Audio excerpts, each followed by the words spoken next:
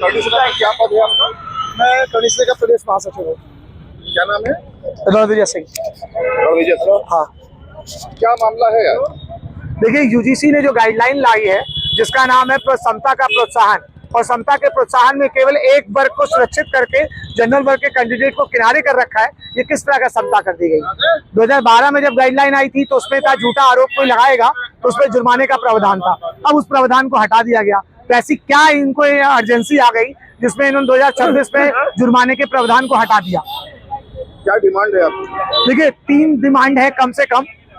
सबसे बेसिक तो ये है कि सीधे सीधे रोल बैक कर देंगे, यूजीसी गाइडलाइन हटा दें। नहीं हटा पा रहे हैं तो 2-3 बेसिक संशोधन करने पड़ेंगे। जैसे आर्टिकल 14 कहता है कि समता का अधिकार है, समानता का अधिकार है, तो आप जनरल वर्ग को भी इसी के अंदर लीजिए। भाई यदि जाति के आधार पे भेदभाव नहीं होना चाहिए तो जनरल वर्ग भी तो जाति ही है, तो आप जनरल वर्ग को भी इसी आरक्षण के अंदर ले लीजिए।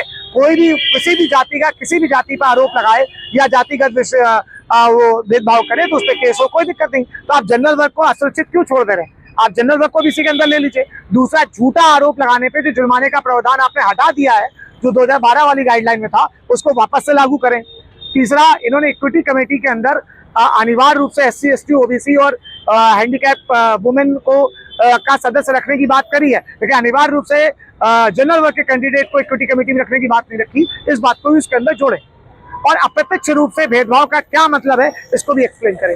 अगर ये कानून वापस नहीं हुआ तो आगे की रणनीति क्या रहेगी? यदि कानून वापस नहीं हुआ तो देशव्यापी आंदोलन हो जाएगा और करनी सेना जब जमीन पर उतरती है तो उसको मनवा के मानती है।